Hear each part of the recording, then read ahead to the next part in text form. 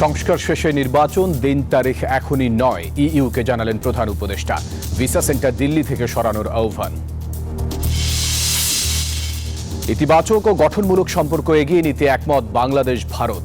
অভ্যন্তরীণ ইস্যুতে হস্তক্ষেপ না করার বার্তা ঢাকার। এবং ট্রফি হাতে দেশে ফিরল অনূর্ধ্ব-19 এশিয়া কাপ জয়ী বাংলাদেশ দল। ছাদখোলা বাসে সংবর্ধনা চান ক্রিকেটাররা। এবার বিস্তারিত। সংস্কার প্রক্রিয়া শেষেই হবে জাতীয় নির্বাচন, তবে দিন তারিখ ঠিক হয়নি এখনো।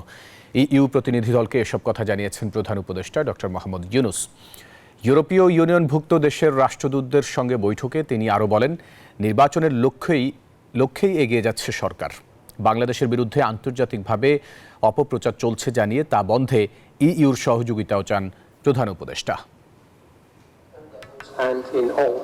ঢাকায় নিযুক্ত ইইউ রাষ্ট্রদূত এবং ঢাকা ও দিল্লিতে কর্মরত ইউরোপীয় ইউনিয়নভুক্ত দেশগুলোর 18 রাষ্ট্রদূতের সঙ্গে নিজ কার্যালয়ে অন্তর্বর্তী সরকারের প্রধান উপদেষ্টার এই বৈঠক।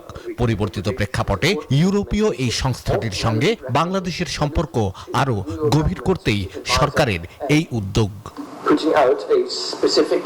বৈঠকে অতিথিদের স্বাগত জানিয়ে ডক্টর ইউনূস বলেন, পুরো ইউরোপীয় ইউনিয়নের প্রতিনিধিদের উপস্থিতি বাংলাদেশের প্রতি তাদের সমর্থনকে প্রকাশ করে।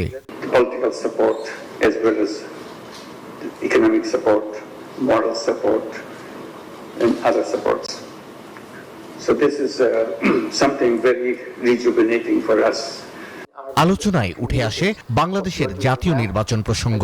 প্রধান উপদেষ্টা বলেন, সাধারণ মানুষ এবং রাজনৈতিক দলগুলোর মতো সরকারও আগামী নির্বাচন নিয়ে আগ্রহী। তবে নির্বাচনী প্রক্রিয়া শুরুর আগে রাষ্ট্র সংস্কারের লক্ষ্যে গড়া কমিশনগুলোর রিপোর্ট পাওয়া জরুরি।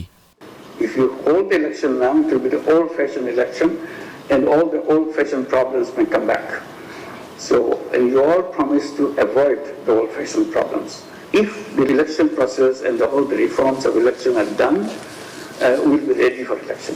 But all the reforms may not be done yet. So I'll ask the question to the nation, whether you'll wait for further reforms or you'll go ahead and have the election. Just up to you to choose. This is the choice I will give you. But they want the date. I said, I can't give you the date now. I can only say that this is the process which is going on.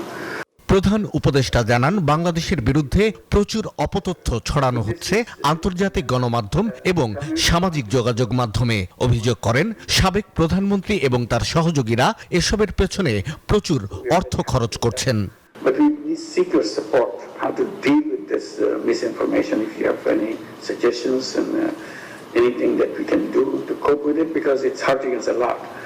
In an international thing. Internally, people don't believe it there. We understand that the group who fled from the country, they try to take an opportunity to destabilize the country. বৈঠকে বাংলাদেশিদের জন্য ইউরোপের দেশগুলোর visa centre Delhi থেকে সরিয়ে ঢাকায় কিংবা প্রতিবেশী অন্য কোনো দেশে স্থানান্তরের অনুরোধ জানান অন্তর্বর্তী সরকারের প্রধান উপদেষ্টা। শাহ আলী জয়, নিউজ 24, ঢাকা। গঠনমূলক ও ইতিবাচক সম্পর্কের বার্তা নিয়ে ঢাকায় হয়ে গেল বাংলাদেশ ভারত পররাষ্ট্র সচিব পর্যায়ের বৈঠক। সংখ্যালঘু ইস্যুতে ভারতের উদ্বেগ থাকলেও অভ্যন্তরীণ বিষয়ে নাক না গলাতে দিল্লিকে কড়া বার্তা দিয়েছে ঢাকা। বৈঠকে অন্তর্বর্তী সরকারের সঙ্গে ঘনিষ্ঠভাবে কাজ করার আগ্রহ প্রকাশ করেছে ভারত। অন্যদিকে পতিত সরকার প্রধান শেখ হাসিনার বক্তব্য ভারতের নজরে এনেছে বাংলাদেশ। বিস্তারিত জানাচ্ছেন প্রমা চৌধুরী। ঢাকা দিল্লির দ্বিপাক্ষিক সম্পর্কে চরম টানাপোড়েনের মধ্যেই বাংলাদেশের মাটিতে পা রাখেন ভারতের পররাষ্ট্র সচিব বিক্রম মিসরি। বিমানবন্দর থেকে রাষ্ট্রীয় অতিথি ভবন পদ্মায় আসেন, যোগ দেন দুই দেশের পররাষ্ট্র সচিব পর্যায়ের বৈঠকে। বৈঠকে বাংলাদেশ ভারত দ্বিপাক্ষিক নানা ইস্যুতে আলোচনা করেন তারা। পদ্মাতেই শেষ করেন মধ্যাহ্নভোজের আনুষ্ঠানিকতা। সেখান থেকে পররাষ্ট্র মন্ত্রণালয়ে যান ভারতের পররাষ্ট্র সচিব। বৈঠক করেন বাংলাদেশের পররাষ্ট্র উপদেষ্টার সঙ্গে। পরে ব্রিফিংয়ে তিনি জানান, বাংলাদেশের সঙ্গে ইতিবাচক ও গঠনমূলক সম্পর্ক চায় ভারত, অব্যাহত রাখতে চায় চলমান বিভিন্ন প্রকল্প। India desires a positive, constructive and mutually beneficial relationship with Bangladesh. This is reflected on a daily basis in the development projects that have been executed on the ground in Bangladesh. বদলে যাওয়া বাস্তবতায় বাংলাদেশ ভারত সম্পর্ক নষ্ট হবে না বলে জানান বিক্রম মিশ্রি। তবে উদ্বেগ জানান বাংলাদেশের সংখ্যালঘু সম্প্রদায়ের নিরাপত্তা ইস্যুতে। And I conveyed our concerns, including those related to the safety and welfare of minorities. যদিও ভারতের এমন উদ্বেগের বিপরীতে কঠোর মনোভাব দেখিয়েছে বাংলাদেশ। সাফ জানিয়েছে কোনো সংখ্যালঘু নিরাপত্তাহীন না বাংলাদেশে, বরং বাংলাদেশের বিভিন্ন ইস্যুতে ধারাবাহিকভাবে প্রোপাগান্ডা চালিয়ে যাচ্ছে ভারতীয় গণমাধ্যম। বাংলাদেশে বসবাসরত সব ধর্ম নির্বিশেষে স্বাধীনভাবে সব মানুষ ধর্মচর্চা করে আসছে এবং এ বিষয়ে কোনো ধরনের বিভ্রান্তি এবং অপপ্রচারের সুযোগ নেই। বাংলাদেশের অভ্যন্তরীণ বিষয়ে নাক না গলাতে দিল্লিকে পরিষ্কার বার্তা দেওয়া হয়েছে বলে জানান পররাষ্ট্র সচিব মোহাম্মদ জসিমউদ্দিন।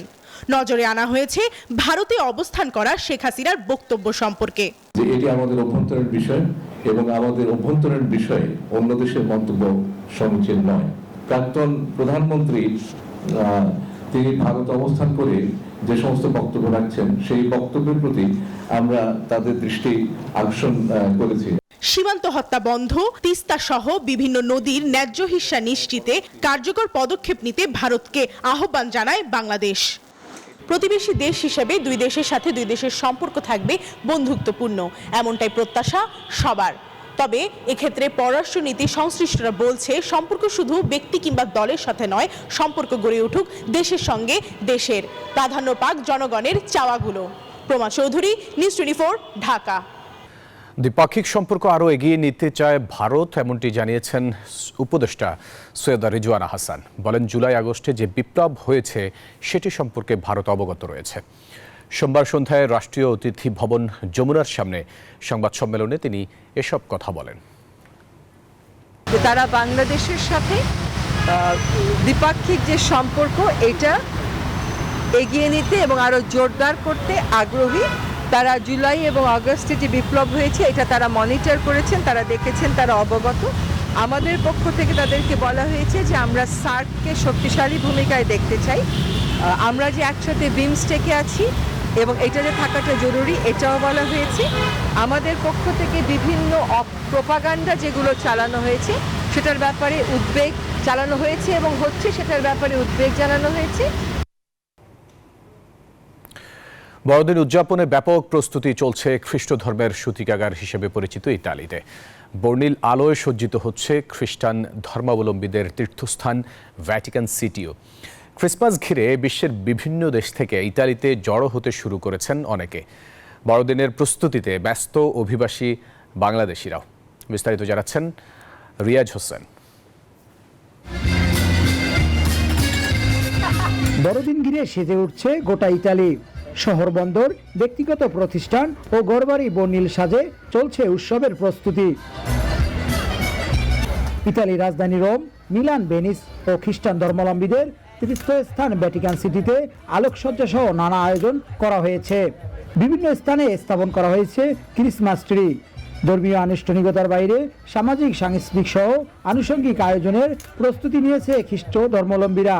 দেশের সব গির্জা সহ খ্রিস্টান পরিবারগুলো ক্রিসমাস ট্রি সাজিয়ে কেক তৈরি করে এবং মোমবাতি জ্বালিয়ে বড়দিন উদযাপনের প্রস্তুতি নিচ্ছে তারা। বড়দিন ঘিরে রয়েছে বিশেষ খাবারের আয়োজন। গির্জার সজ্জায় ব্যস্ত রয়েছে স্থানীয় খ্রিস্টান ধর্মাবলম্বীরা। রংতুলির আশ্রয়ে গির্জার আশেপাশে ঘরবাড়ি দেওয়ালে ফুটিয়ে তোলা হচ্ছে নানা চিত্রকর্ম। ফুল, বেলুন ও আলোকসজ্জায় রাঙানো হচ্ছে উপাসনালয়। বড়দিন উপলক্ষে বসছে অস্থায়ী মেলা ও দোকান। স্থানীয়দের পাশাপাশি অংশ নিচ্ছে প্রবাসী বাংলাদেশিরাও। ফেস্টিভ্যাল ক্রিসমাস উপলক্ষে এখানে অনুষ্ঠান হয় এবং সেই হিসেব অনুযায়ী এই বছর 25 বছর পরে জুবলি অনুষ্ঠিত হতে যাচ্ছে। সেই সাপেক্ষে আমাদের ব্যবসা খুবই ভালো এবং জমজমাট হবে বলে আমরা আশাবাদী। স্পেশাল একটা আকর্ষণ থাকে যে ক্রিসমাসে আমরা ভালো ব্যবসা হবে, অন্যান্য বছর হয়, এবারও হবে ইনশাল্লাহ আশা করি। সামনে জুবলি আশা করি প্রতি বছরের চেয়ে এবছর আলহামদুলিল্লাহ ভালো হবে। বেচা কেনাটা অনেক সময় বেড়ে যায়, কারণ সবাই এই সময় একটা বোনাস পায়।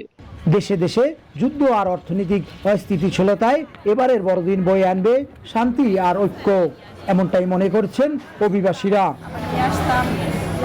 Riaz Hossain, news 24, Rome, Italy. দর্শক, অস্ট্রেলিয়ায় সড়ক দুর্ঘটনায় বাংলাদেশি অধ্যাপক ডক্টর মাজহারুল তালুকদার নিহত হয়েছেন। এই ঘটনায় তার স্ত্রী ও 2 কন্যা আহত হয়ে হাসপাতালে চিকিৎসাধীন আছেন। স্থানীয় সময় সোমবার ক্যানবেরায় এই দুর্ঘটনা ঘটে। একটি চলন্ত ক্যারাভ্যান থেকে ভারী কিছু উড়ে এসে তাদের বহন করা গাড়িতে পড়লে এই হতাহতের ঘটনা ঘটে বলে জানা গেছে। নিহত মাজহারুল তালুকদার ইউনিভার্সিটি অব ক্যানবেরার ম্যানেজমেন্ট বিভাগের সহকারী অধ্যাপক ছিলেন। তার গ্রামের বাড়ি ময়মনসিংহে।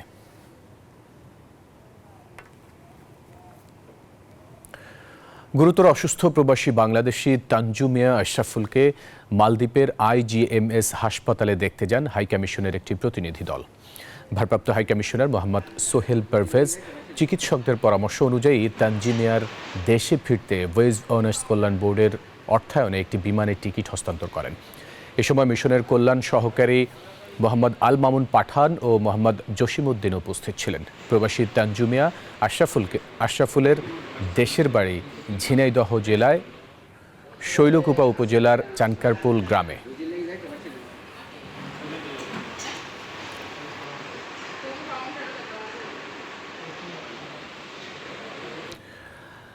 দেশের স্বৈরাচার পতনে প্রবাসী রেমিটেন্স যোদ্ধাদের অবদান অপরিসীম।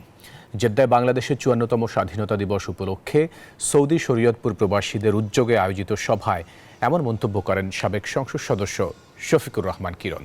তিনি বলেন, গেল জুলাই আগস্টে রেমিটেন্স পাঠানো বন্ধ করে ছাত্র জনতার আন্দোলনে একাত্মতা ঘোষণা করেছিলেন প্রবাসীরা। নূর মোহাম্মদ দর্জির সভাপতিত্বে এ সভায় প্রধান বক্তা ছিলেন মীর মনিরুজ্জামান তপন।